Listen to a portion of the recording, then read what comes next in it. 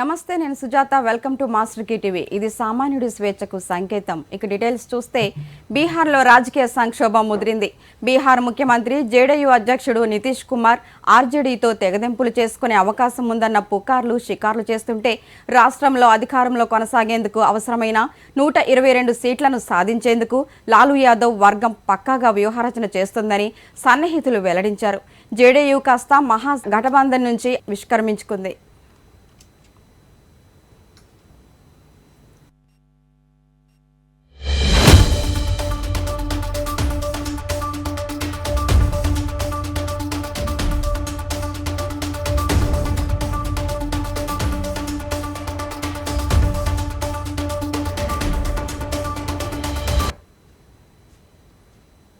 ఫిబ్రవరి 1న మధ్యంతర బడ్జెట్ 2024ను ప్రవేశపెట్టేందుకు కేంద్ర ప్రభుత్వం సమాయత్తమవుతోంది.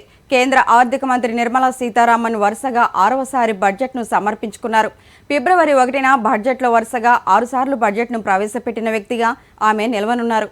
ఈ విషయంలో మాజీ ప్రధానమంత్రి మొనార్జీ దేశాయ్తో సమానంగా సీతారామన్ నిలవనున్నారు. ఇప్పటి వరకు అత్యధిక సార్లు బడ్జెట్ ప్రవేశపెట్టిన వ్యక్తిగా మొరార్జీ దేశాయ్ అగ్రస్థానంలో ఉన్నారు. మాజీ ప్రధాని మన్మోహన్ సింగ్, అరుణ్ జైట్లీ, పి చిదంబరం, యశ్వంత్ సిన్హా వరుసగా 5 సార్లు బడ్జెట్ను ప్రవేశపెట్టగా వీరందరినీ సీతారామన్ అధిగమించనున్నారు.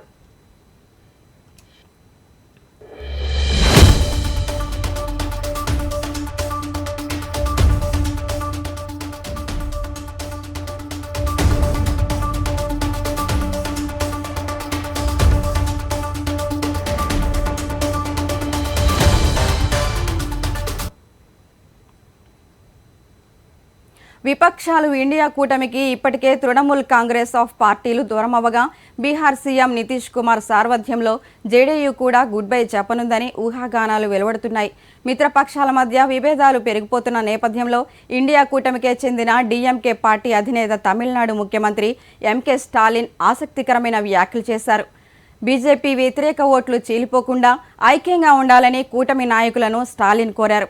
2024 లోక్సభ ఎన్నికల్లో బీజేపీని మళ్లీ అధికారంలోకి రానివ్వకూడదన్న లక్ష్యంతో అన్ని పార్టీలు కలిసి పనిచేయాలని అన్నారు.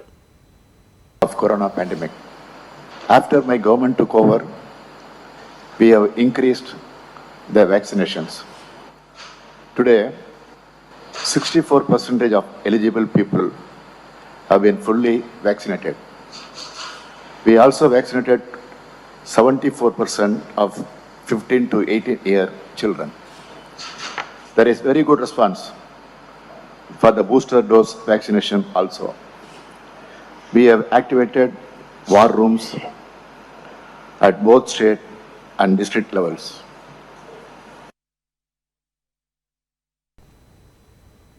బోగస్ రేషన్ కార్డుల ఏరువేతలో భాగంగా తెలంగాణ ప్రభుత్వం ప్రవేశపెట్టిన కేవైసీ గడువు ఈ నెలాఖరుతో ముగియనుంది. బోగస్ కార్డులతో పాటు చనిపోయిన వారు, పెళ్లిళ్లు చేసుకుని మరో చోటికి వెళ్లిపోయిన వారి పేరును కూడా రేషన్ పొందుతున్నట్టు వార్తలు రావడంతో ప్రభుత్వం గతేడాది కేవైసీ ధృవీకరణ ప్రక్రియను ప్రవేశపెట్టింది. రేషన్ కార్డు లబ్ధిదారులు ప్రతి ఒక్కరూ రేషన్ దుకాణాలకు వెళ్లి తమ వేలిముద్రలు ఇచ్చి కేవైసీ పూర్తి చేసుకోవాలని ఆదేశించింది. దీంతో చాలా మంది కేవైసీని పూర్తి చేసుకున్నారు. ఈ నెల 31తో ఈ గడువు తీరనుండగా మేడ్చల్, మల్కాజ్గిరి జిల్లాల్లో మినహా హైదరాబాద్, రంగారెడ్డి జిల్లాల్లో ఈ ప్రక్రియ నత్తనడక సాగుతోంది.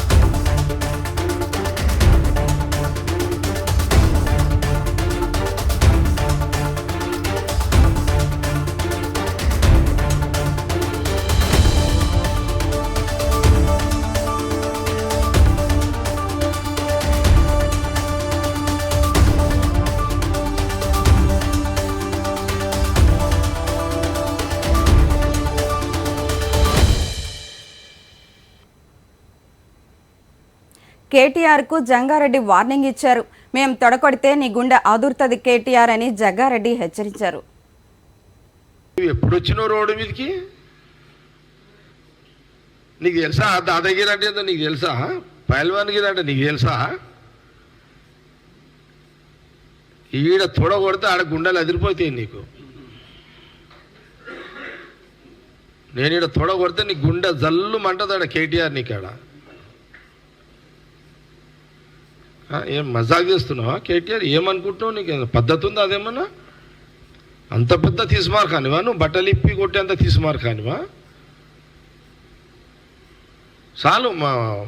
మా పొన్నం ప్రభాకర్ గారు ఇచ్చిన ఆ ట్రీట్మెంట్ సూపర్ ట్రీట్మెంట్ ఇచ్చిండు. సరిపోతుంది అది. రా, నువ్వు కావాలంటే మా బావ దగ్గర రా, ఒక రోజు రా, టైం పెట్టుకొని రాత్రిపూట రా. మా బావ టైం పెట్టుకొని రా. నీకు అంత నీకు ఇప్పాలని షోకుంటే రా. ఏమనుకుంటున్నావు నువ్వు?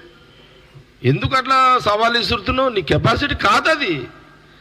నీకు మేము ఎంతమంది మంచి మంది దరకాలం ఇప్పినాం, నువ్వెంత నేను లెక్కెంత? అట్లా కాదు కదా. అట్లా ఎట్లా మాట్లాడుతావు నువ్వు?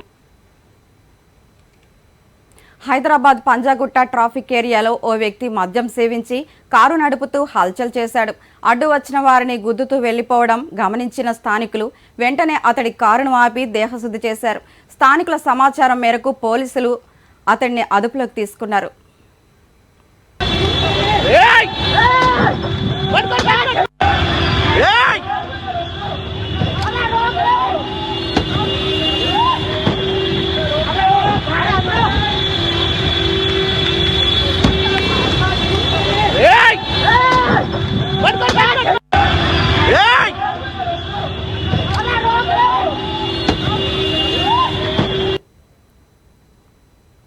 హైదరాబాద్ చందనగర్లో నడి రోడ్డుపై మద్యం మత్తులో చేతిలో రాళ్లు పట్టుకుని వ్యక్తి హల్చల్ చేశాడు. మద్యం మత్తులో ఓ వ్యక్తి హల్చల్ చేశాడు. చేతిలో రాళ్లు పట్టుకుని రహదారిపై వచ్చి వెళ్లే వాహనదారులకు భయభ్రాంతులకు గురిచేశాడు. దీంతో రోడ్లపై ట్రాఫిక్ జామ్ అయి వాహనదారులు తీవ్ర ఇబ్బందులు పడ్డారు.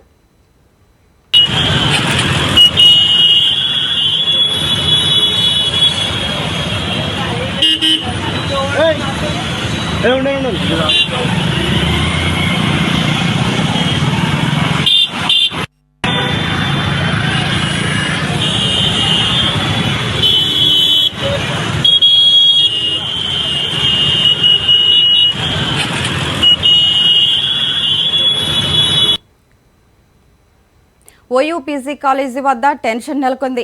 అర్ధరాత్రి వేళ ఇద్దరు గుర్తు తెలియని వ్యక్తులు లేడీస్ హాస్టల్ బాత్రూంలోకి ప్రవేశించారు. విద్యార్థుల చేతికి ఓ వ్యక్తి చిక్కగా అతనిని పోలీసులు అప్పగించారు. హాస్టల్లో భద్రతా లోపాలపై విద్యార్థులు ఆందోళన చేపట్టారు.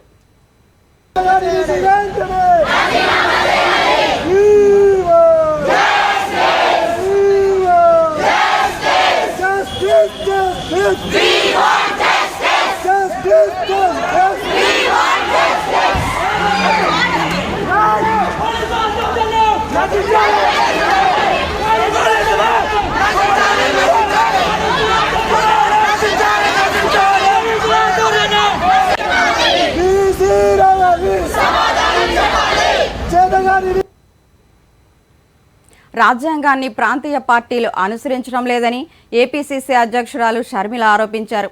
సామాజిక న్యాయం అనేది జాతీయ పార్టీల వల్లే సాధ్యమని, అందులోనూ కాంగ్రెస్ మాత్రమే సమగ్రాభివృద్ధి సాయపడుతుందని అన్నారు.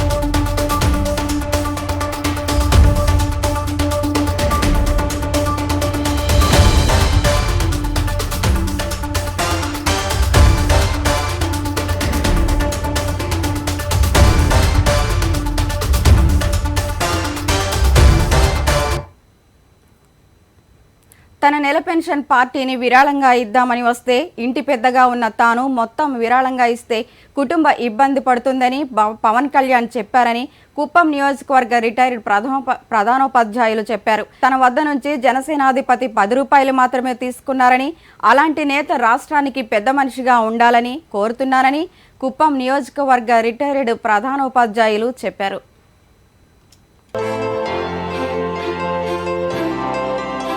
అనుకుంటున్నాను సార్. నేను పూల వెంకటరమణ నా పేరు, retired high school headmaster, Kuppam కాన్స్టిట్యుయెన్సీలో రిటైర్డ్ హెడ్ మాస్టర్, చంద్రబాబు గారి నియోజకవర్గంలో రిటైర్డ్ హెడ్ మాస్టర్ నేను.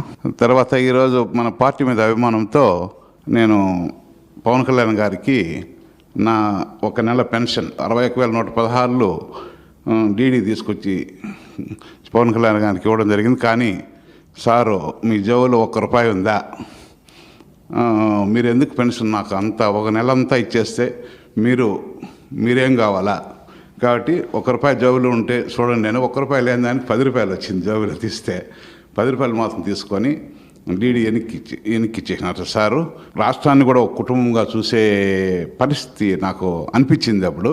కాబట్టి ఇలాంటి వ్యక్తి మన రాష్ట్రానికి పెద్ద మనిషిగా ఉంటే రాష్ట్రం ఎంతో ముందుకు వస్తుందని నేను అనుకుంటున్నాను సార్. నేను పూల వెంకటరమణ నా పేరు.